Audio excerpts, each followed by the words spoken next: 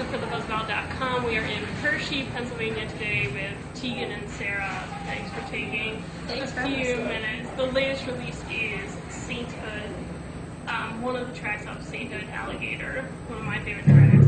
You guys took Alligator and did, you exactly what you did. You released on iTunes, is it 11 or 17 remixes? 17. Yeah. So Passion Pit, can you tell us a little bit about the remixes? Sure, yeah. We basically just had like sort of a wish list of people that we thought would be cool to remix the song. So you mentioned Passion Pit, Fortet, we had VHS or Beta. I mean, there's literally 17, and there's kind of like a wide spectrum of remixers. Some are like more traditional dance people, and some people are more like sort of like indie rock dance type people. And we just thought it would be a fun way because there's always debate over what is a remix, and sometimes we're remixing for radio, sometimes we're just remixing for the club. So we wanted to get a lot of different people's perspectives, and it was a really hands-off project. Like we really just gave the files to people and let them do whatever they wanted and didn't micromanage in any way. And I think it's a cool project, and it is the same song remixed over and over, so it's not so diverse, but it's like they're really different takes on the song. So yeah, it was like a fun thing for us to sort of drum up some attention around the release of the song as a single. One of my favorite versions of Alligator, when you guys were, you appeared on CBC's Mama Yama. Yeah. And you reworked the lyrics to Alligator to make it into a children's song. What is it? Round and round the tree. It's my favorite version. It's like one of my favorite Tegan and Sara performances.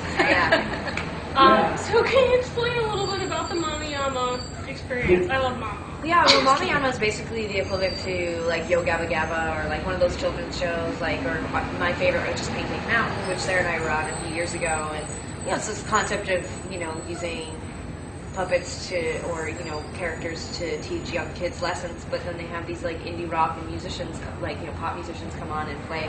And they asked us if we could alter the lyrics a little bit just so that they were more kid friendly and they could maybe teach a lesson about something. And so we wrote this whole sketch around Mama Yama being afraid of alligators, and us trying to say like alligators aren't scary, and then we sing the song. And the video's up online, or it's on our website, and I would have to agree with you that it is one of my favorite Tegan and Sara performances as well. It's also just cute to look at all the dudes in the band because they're like enjoying themselves as well, and it's nice when you have like alternative performances like that. I'm not sure that it necessarily generally the only reason why you do press is to spread the word of your band and get the music out there and sell records or tickets ultimately.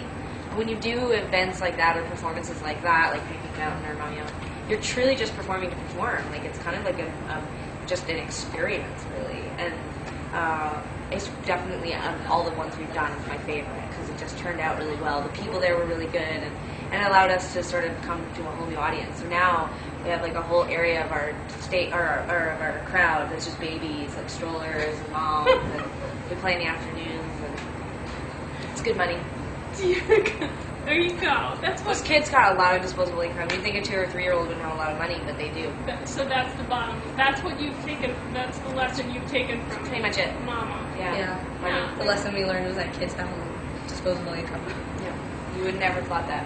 Do you remember back, how long ago it was, any of your favorite childhood TV shows? Oh my god, yeah. I mean, the usual stuff like Sesame Street, of course, but Care Bears was really big when we were kids. So I mean, even the toys, the shows were big, but it was really the merchandising that was so instrumental in, our development. The desire to want something so irrationally, that happened with Care Bears for sure. Have it. Like Cabbage Patch Kids, which I think was pretty big. Yeah. And musically, there was the mini pops, which weren't as big in America, but were really huge in Britain and huge in Canada. And mini pops were a bunch of 5 to 12-year-olds. Some were really young, and then some were more around 8 and 9 and 10-year-old range. And they would dress up they would doll them up, kind of like to look like an adult, and sing songs like "Eye of the Tiger" and Maniac and all these adult songs, and they had all these videos, and they were so popular in Canada. And I think that was truly, we used to for years say Bruce Springsteen and even New Kids on the Block or Cyndi Lauper. These were our influences growing up, but I think the thing that made Sarah and I want to be performers probably first was the mini pops, because that was when we were like, that was all under age 7. We used to dance out in the street with like listening to our mini pops tapes, and like it made kids want to be performers. It was kind of like American Idol, but for like preteens. What about as teenagers? The Wonder Years or Growing Oh yeah, Pains or yeah. Full House. was a big one in your family. We all wanted to be DJ Tanner. I did not want to be DJ Tanner. Yeah, I wanted to be cool. Jessie. Is that weird? But I was a little To be the dad. I wanted to be like an older Uncle Jesse. Uncle Jesse. John Stamos, right? I wanted to be John Stamos, yeah. Which isn't so weird because I also wanted to be Phil Collins. So obviously I was I was trans, but I was like specifically like a 30-something-year-old sort of midlife crisis, leather jacket wearing man inside. So you had the I think we both had really strange upbringings in the sense that like we really idolized male singers and a lot of male actors, and like it's so interesting because we talk a lot about gender and sexuality now, and we don't talk about it so blatantly in our music, but it's really interesting. Our audience, you know, it's such a wide spectrum of people from the gay community, but also from the heterosexual community, and I really like we're shaking up what traditional roles are in our world. And as kids, no one told us we couldn't be John Stamos. No one told us we couldn't be. I feel like John Phil Stamos Collins. sometimes on stage because, and I mean, and this is a call that I'm making visually and aesthetically, but like, you know, I'll see guys do it, but I'll also and queer people do it, but like sometimes I'll see like what I would assume is like sort of like a straight woman being like singing along, but like really like singing along with me in this way that feels like they're like objectifying me, and I'm like, it finally came true. Like I really am John Stamos. I'm really Uncle Jesse. I'm in a band. I'm really making some connections right now here. Yeah, this is more like a therapy session. Yeah. You didn't know what you were getting. Sarah, since you're chatting, or Jesse, I don't know what to call you now. But you picked up, Tegan's gonna leave the interview soon, but you picked up as a hobby drawing and your illustrations, and I know you don't share them with the world, but can you share anything about them or the subject matter? I mean, I think that I remember. I mean, I've been really single like for a number of years, and you really start to have a lot of spare time on your hands. And I've always seen music as a hobby, but also as my occupation. So I started to try to look for other ways to entertain myself that would sort of like focus my energy in the same way, but wouldn't just be music. Sort of like as a healthy distraction. Like for example, when Tegan was single, she went through DJ phase, so she really focused a lot of her energy on Lindsay Lohan. In the decks or whatever. It was before Lindsay Lohan really went off That's true. She was still pretty cool. the rails. I went through, what Sarah's saying mainly is I went through a phase where She was really fun. it was fun. She was DJ Sarah's sister, and she was DJ gigs. But you know, like all joking aside, like you really do look for things outside of your comfort zone to just sort of get things going on and whatever. And so for me, I started trying to push some boundaries. You know, They're really good. I tried to get, if it were me, I would have an art show for myself, and I would put them up on the wall, and I would let people see them. They're really good. They're really interesting. Well, It's any very hobby. I'm sorry. oh, I said that's very kind. Oh, there you go. Little sisterly That's love. sweet, That's yeah. that's nice. During our therapy session, but Tegan, any hobbies?